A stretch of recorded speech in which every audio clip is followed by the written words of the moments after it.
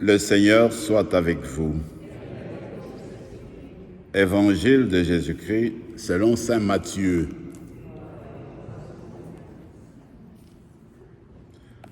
En ce temps-là, Jésus disait à ses disciples, « Amen, je vous le dis, un riche entrera difficilement dans le royaume des cieux. Je vous le répète, il est plus facile à un chameau de passer par un trou d'aiguille qu'à un riche d'entrer dans le royaume des cieux. » Entendant ces paroles, les disciples furent profondément déconcertés et ils disaient, « Qui donc peut être sauvé ?» Jésus posa sur eux son regard et dit, « Pour les hommes, c'est impossible, mais pour Dieu, tout est possible. » Alors, Pierre prit la parole et dit à Jésus, « Voici que nous avons tout quitté pour te suivre. Quelle sera donc notre part ?» Jésus leur déclara, « Amen, je vous le dis, lors du renouvellement du monde, lorsque le Fils de l'homme siégera sur son trône de gloire, vous qui m'avez suivi, vous siégerez vous aussi sur 12 trônes pour juger les 12 tribus d'Israël.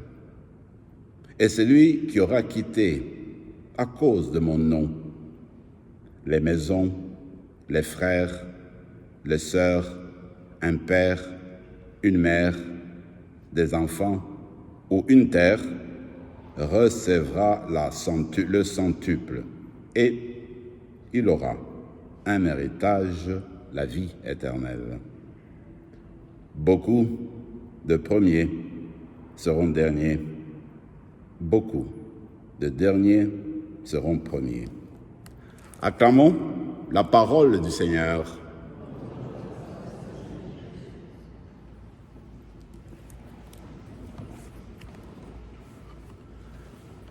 La première lecture nous parle de la vocation de Gédéon. C'était à l'époque des juges. Que s'est-il donc passé? À un moment donné, il y avait beaucoup de souffrances dans le peuple d'Israël. Il y avait tout le temps de conflits à l'interne. Et aussi, le peuple d'Israël était tout le temps en conflit, en guerre, avec des nations avoisinantes. Alors, le peuple a commencé à se décourager. Tout le monde disait, Dieu les avait abandonnés.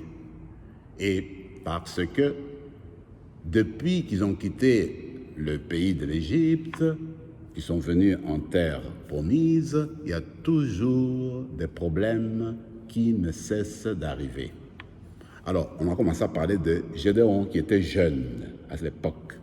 Alors, Gédéon dit, à l'époque aussi, il commençait à douter sur la puissance de Dieu. Il avait entendu depuis toujours, quand il était jeune, que le peuple d'Israël avait fait sortir son peuple d'Égypte, de traverser le désert, et lui a fait toujours des actes de puissance. Mais là, on ne voit rien. Alors il était découragé. C'est ainsi que Dieu lui-même va envoyer à Gédéon un ange. Alors, il va un ange, et l'ange pour donner la force à Gédéon, il dit non, Dieu m'a envoyé pour que toi-même tu ailles vers le peuple. Tu donnes le courage au peuple et je vais te conduire vers la paix et puis la promotion et puis l'entente avec les autres peuples. C'est ainsi que Gédéon va vraiment s'occuper de son peuple, il va encadrer le peuple d'Israël. Résultat, le peuple arrive à la victoire. Résultat, le peuple commence à grandir dans sa foi Résultat, le peuple entre dans la paix. Mes amis, c'est que Gédéon a vécu peut-être votre propre expérience, peut-être la mienne. Quand nous regardons autour de nous, souvent nous regardons, on peut avoir des conflits, des difficultés dans notre vie personnelle. On peut avoir de la difficulté en famille, dans une communauté. Et on commence à se poser des questions.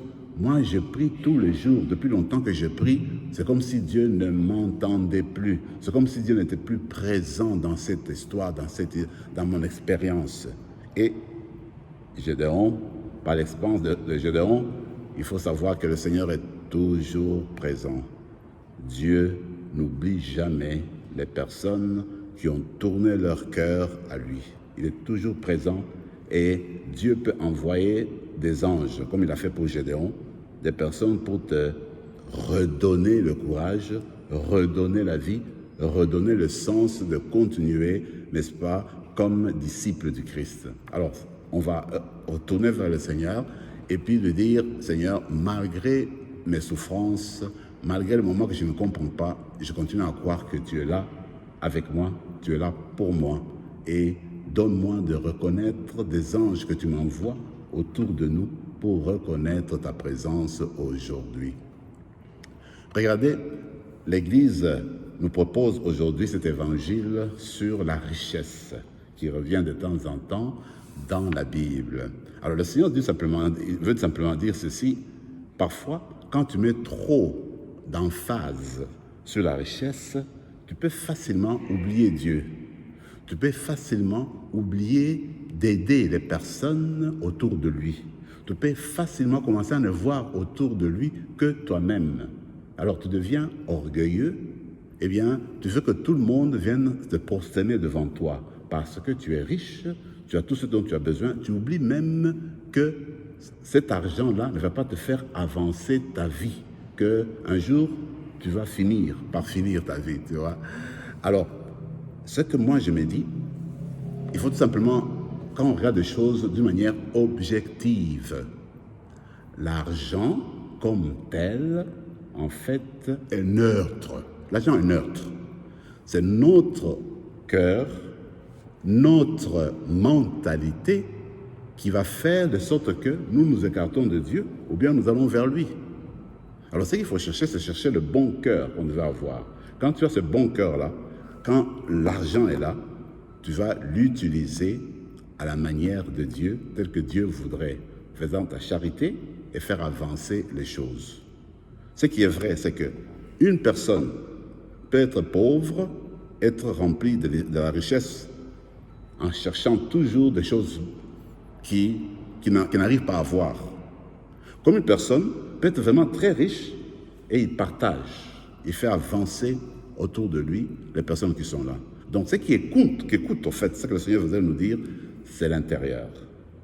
Quand tu es ouvert à Dieu, tu aides avec le peu que tu as et le tout que tu as. Et tu deviens ce que tu es et ce que tu as. Alors on va demander cette grâce-là au Seigneur et nous rappeler qu'en fait, la vraie richesse, le vrai trésor, c'est Dieu. Quand tu l'as vraiment en toi, alors ta richesse va se répandre autour de personnes autour de toi. Amen.